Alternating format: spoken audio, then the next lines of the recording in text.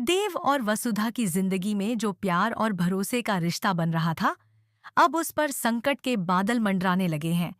कहानी की शुरुआत होती है करिश्मा और मेघा की साजिश से, जो चौहान परिवार को बर्बाद करने की योजना बना रही है। मेघा का मकसद शुरू में सिर्फ बदला लेना था, लेकिन देव के करीब आने के बाद वह उससे प्यार करने लगती है। इस प्यार में उलझकर वह अपना असली मकसद भी भूल जाती है। लेकिन करिश्मा बार बार उसे उसकी जिम्मेदारी और बदले की भावना की याद दिलाती है। करिश्मा चाहती है कि चौहान परिवार को खत्म करने की शुरुआत देव से ही हो। वहीं दूसरी ओर वसुधा को मेघा पर शक होने लगता है। उसकी छानबीन से यह सच सामने आता है कि मेघा कोई और नहीं बल्कि करिश्मा की बहन है। जब यह सच उजागर होता है तो देव और मेघा की शादी रुक जाती है। इस पूरे घटनाक्रम से वसुधा को यह एहसास हो जाता है कि देव की जान खतरे में है, और अगर यह शादी होती है तो इससे न सिर्फ देव की जिंदगी तबाह हो सकती है, बल्कि पूरा चौहान परिवार बर्बाद हो सकता है। इसीलिए वसुधा देव को सब कुछ बताती है, और देव भी आखिरकार अपने दिल की बात वसुधा से कह देता है। दोनों शादी के बंधन में बंध जाते हैं और एक नया जीवन शुरू करने की कोशिश करते हैं। शादी के बाद जब सब कुछ ठीक लग रहा होता है, तभी कहानी में एक बड़ा ट्विस्ट आता है। देव को यह भी पता चलता है कि वसुधा ही असल में कजरी है, जिससे वह पहले से भावनात्मक रूप से जुड़ा हुआ था।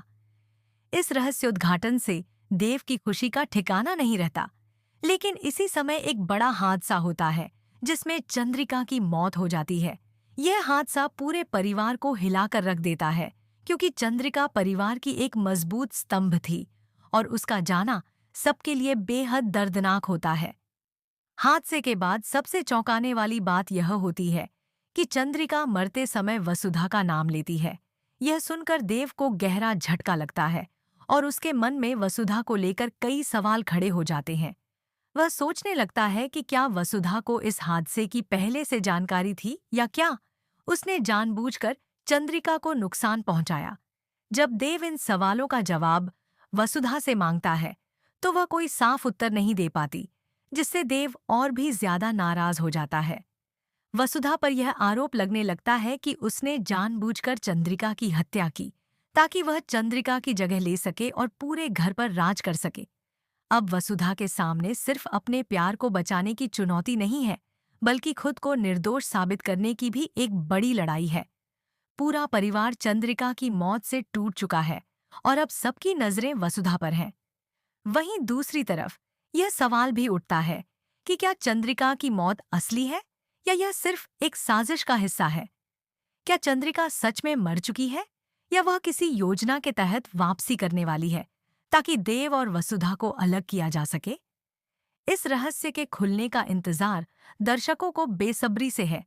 कहानी में अब आगे क्या होगा, यह देखना दिलचस्प होगा।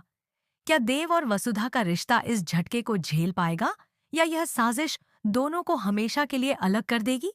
क्या चंद्रिका की मौत एक रचा हुआ नाटक है, या सच में किसी बड़ी साजिश का हिस्सा। क्या मेघा अंततः अपने प्यार को चुनेगी, या अपनी बहन के कहे अनुसार बदले